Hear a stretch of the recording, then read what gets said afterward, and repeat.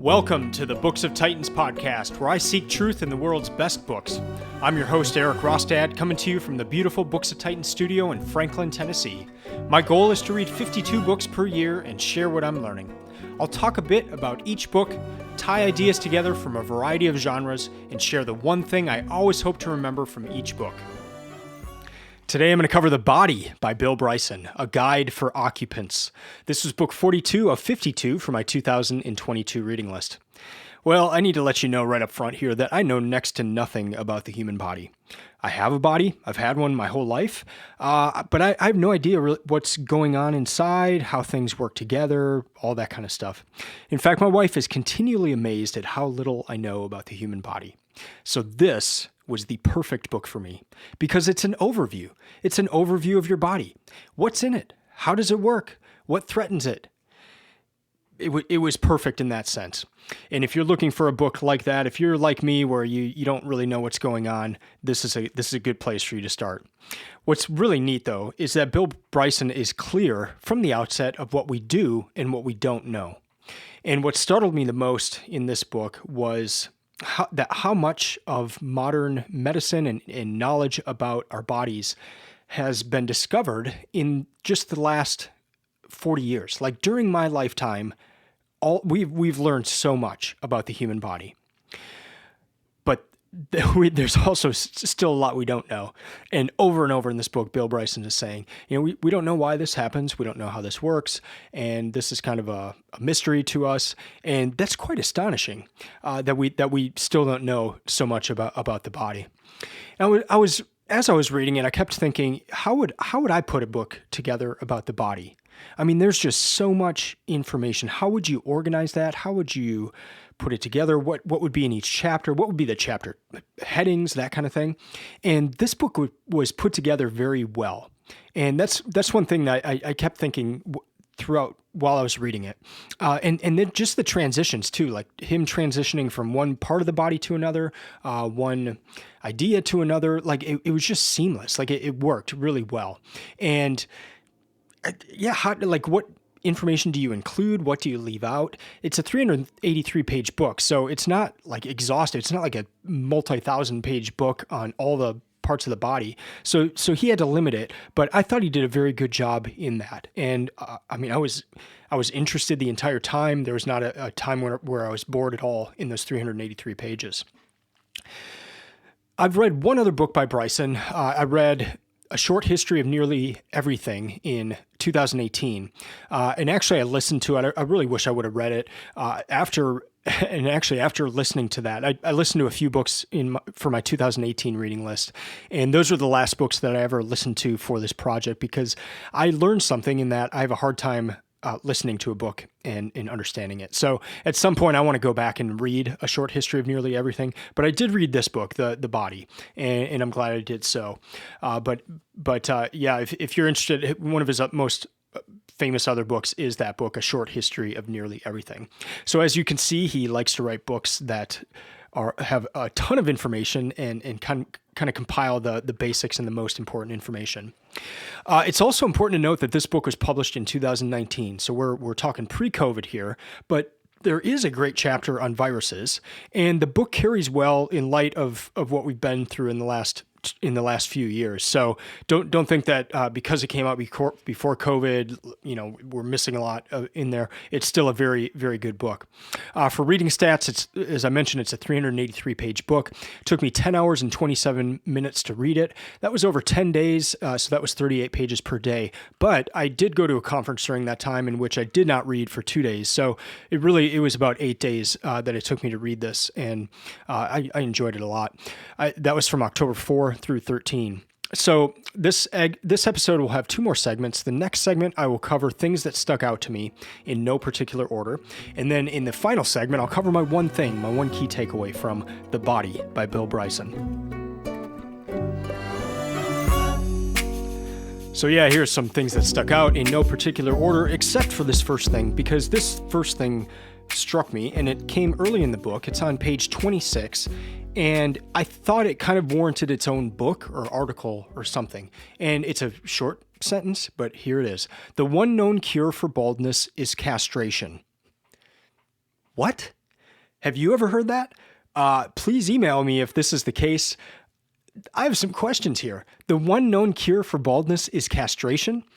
Is this like a preventative thing or a curative? Like, do you get castrated beforehand and then you just don't go bald? Or if you're bald, you get castrated and then your hair grows back like Brad Pitt? How was this tested? Were the castratees, were they willing participants, or was this, some sort of a sick test? I'm bald. And so, I'm curious. I'm not curious enough to chop, but dang, the one known cure for baldness is castration.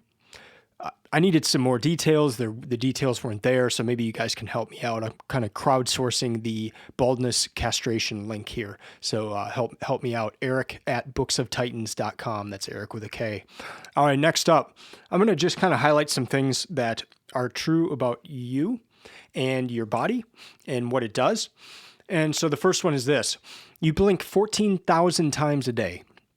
I'm just going to go through some of these in order, and in these things that are true about you are just kind of peppered throughout. The least effective way of spreading a virus is by kissing. And that's just kind of an interesting part where it's talking about, it's so easy to spread a virus, but for some reason our bodies have some things inside that when you're kissing it, actually it's the least effective way of spreading a virus. I thought that was funny. All of the penicillin made is from a single random cantaloupe that was purchased in Peoria, Illinois at a grocery store. Now, this person that found it happened to work in a lab, but that's crazy. All of the penicillin that has been made is from the mold on a single cantaloupe that was purchased at a grocery store. These are some of the fun facts you learn in this book. This one is tragic and sad, but there is an ailment called cocosmia, where everything smells like crap. And Bill Bryson says it's as horrible as you would imagine. So there's some sickness out there that if you have it and you can't get rid of it, but every single thing you smell smells like crap. That would suck. Next up, there are you will have 3.5 billion heartbeats in your lifetime. Now, obviously, that's an average, but that's a lot. 3.5 billion heartbeats. I didn't know this. This kind of goes to my ignorance on all things body. Cardiac arrest is when your heart stops beating altogether. So Bill Bryson does a great job of just kind of going through the basics of what a lot of these terms are that we hear. I'm sure every single person listening knows what a cardiac arrest is. I didn't. Now I do. Did you know that bone doesn't scar? So you could break your bone as long as they set it back and the bone is connected to the other part of the bone that broke. If they look at that after it's healed in an x-ray, according to this book, you will not even be able to tell where the bone broke. That's crazy. You have 600 muscles. Another for your information. There is a ligament that only humans have that is called the nuchal ligament, and it's in the back of your neck, and it holds your head steady when you run. Like, other animals don't have that, but we have it, and we run, and I'm thankful for that because I'm a runner, and I love running, and so thank you, Mr. Nuchal, for that nuchal ligament. Just kidding, there's no Mr. Nuchal. You will take 550 million breaths over your lifetime. Fiber, for some reasons not well understood, and this is a direct quote from Bill Bryson, for reasons not well understood, fiber reduces the risk of heart disease, diabetes, bowel cancer, and indeed death of all types, end quote. So eat your fiber. 90% of rare diseases do not have a treatment, so sucks for you. Just try not to get a rare disease because so few people have them that there's not as much research done, so you have a harder time getting treatment for that. And he just says that that's really unfortunate because then a lot of people have to suffer. 40% of us will discover that we have cancer at some point in our lives. 40%. That's a lot. There are 800,000 practicing physicians in the United States, and there are twice as many people administering payments for hospitals and doctors' offices and all that. So 800,000 physicians, but twice as many people collecting payments. So do the math on that one. Last one here I want to highlight, and I'm going to read a paragraph here. This comes on page 368. In 2011, an interesting milestone in human history was passed. For the first time, more people globally died from non-communicable diseases like heart failure, stroke, and diabetes than from all infectious diseases combined. We live in an age in which we are killed more often than not by lifestyle. We are in effect choosing how we shall die, albeit without much reflection or insight. Read that last sentence one more time. We are in effect choosing how we shall die, albeit without much reflection or insight. End quote. I liked that. It ties in, if you've listened to this podcast at all for other episodes, I talk a lot about daily habits, daily decisions, that kind of thing. And if there is one, I mean, that nails it right there. We are in effect choosing how we shall die, albeit without much reflection or insight. So kind of, everything we're doing day by day, the choices we make with our bodies and what we put into the bodies and all our bodies and all that, that's determining how we will die. And I will go into that a little bit more in segment 3 when I cover the one thing.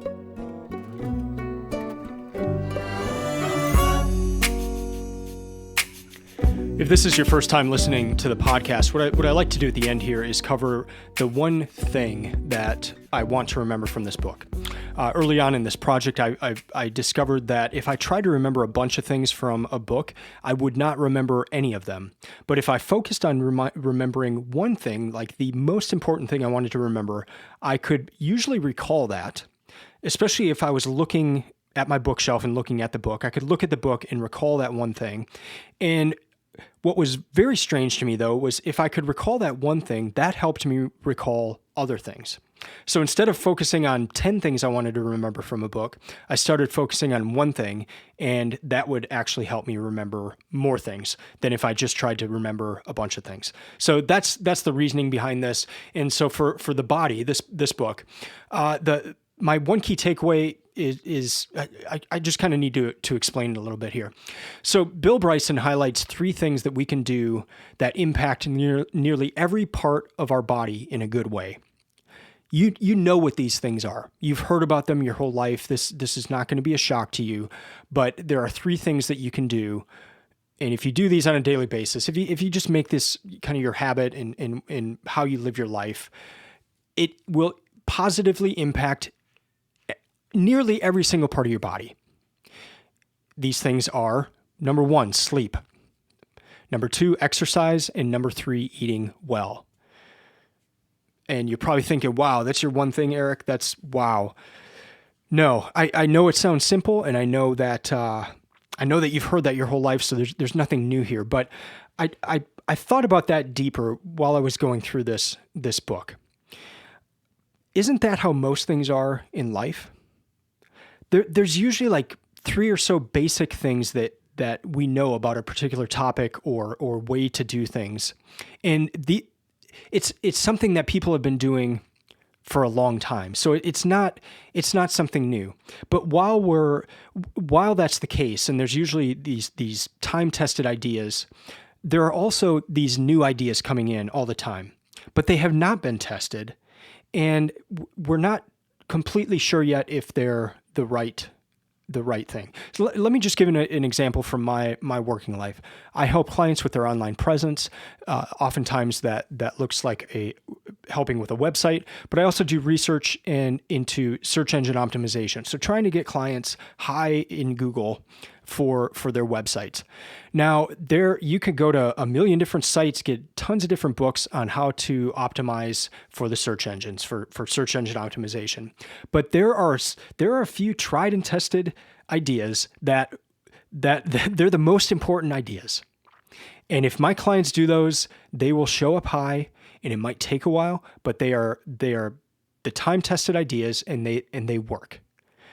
But every now and then you hear, and they're called white hat, like they're the good things to do. But there's also black hat, and these are the not so good things to do. And you might get a quick bump in Google, and your website might show up high in the search engines because you did this black hat thing. You did this thing that's not good, but it worked. But Google will find out, and you'll eventually get punished, and your site will go down. And the person that's been focusing on the time-tested things, their sites will remain high. Whereas people trying to game the system or do like new ideas and do new things onto their sites, they will not have as much success. And I just, while I was reading this book, I just thinking of other ideas or other areas of life where that is also true.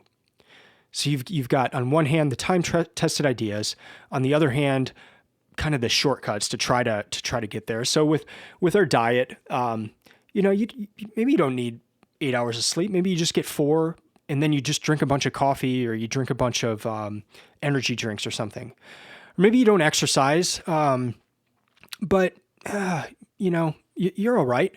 Or you're eating. Why do you need to eat well? Like you just.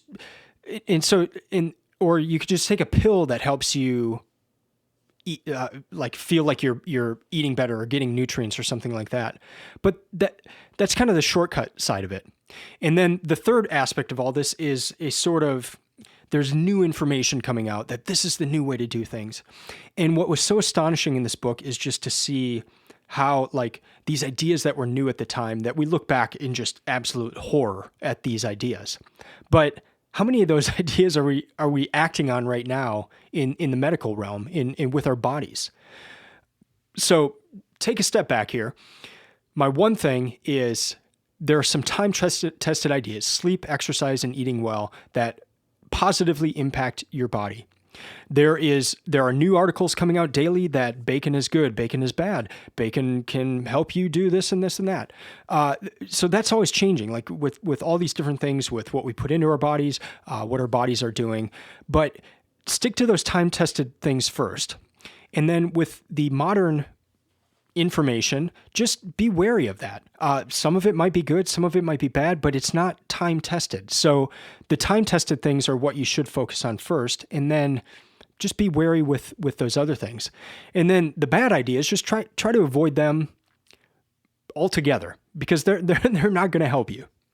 So that's my one thing. And it's more of a framework in thinking. And I like that framework. Whatever problem, whatever thing I'm thinking about, are there these time-tested ideas that I can apply? And then can I also keep updated on the new information, but just, kind of keep it at arm's length and test it a little before I adopt it, but really focus on those time-tested ideas first. You'll see this all over the place. If you read anything by Nicholas Taleb, he talks about this. He says if he has an idea, the first thing he does is he opens up books from the ancients and tries to find that same idea to see if it's been time tested and if it held true back then. I love that idea. It kind of weaves into this, but just something that I thought about a lot while reading The Body by Bill Bryson. So to recap, if you need just a great overview of the body, this is your book. This is a book for beginners, but it's very easy to read, and it flows. He does great with segues into different parts of the body and all that. And many times, I just want a book exactly like this on a given topic. I don't want to go super deep right away. I want to have this overview. I used to travel a lot for work, and a lot of the times when I would go someplace, whoever was hosting would take me to a restaurant that would be at the top of a hotel in that city. And I loved that because that was my first experience in that city. And it gave me a great overview of the entire city. So the rest of the time I was there, I kind of had an idea of where I was because I had just been at the top of this tall building and had seen the whole city, and everything else kind of just fit into place. Like I didn't understand it necessarily, but it fit into place. That's what this book is. And I just love I love finding these kind of books for different topics. And so this is a good one for the body. And then now I feel a lot more comfortable if I do want to dig into one area of the body in particular. Last, it's amazing how much of our knowledge is recent. as in like my lifetime, but then how much we still don't know. And that should give us all pause. The best way to protect ourselves is to do those time-tested ideas and just as much as possible stay away from the doctor's office if we can. Modern medicine is great. I'm very thankful for it. But if you can do those three things, that will help you a lot in life. That's going to do it for this episode. Thank you for listening. I'd love to hear from you. If you've read any Bill Bryson, if you've read this book, and especially if you know anything about that castration and baldness connection, I'm a little bit interested in that. Not saying I'm going to do the chop, but I'd never heard about this, so I'm interested. Email me at eric@booksoftitans.com, and you can also follow Books of Titans on Instagram or Twitter. It's just @BooksOfTitans. I'll be back in a week or two covering another book from this year's reading list. Until then, keep listening, keep reading, and keep learning. I'm out.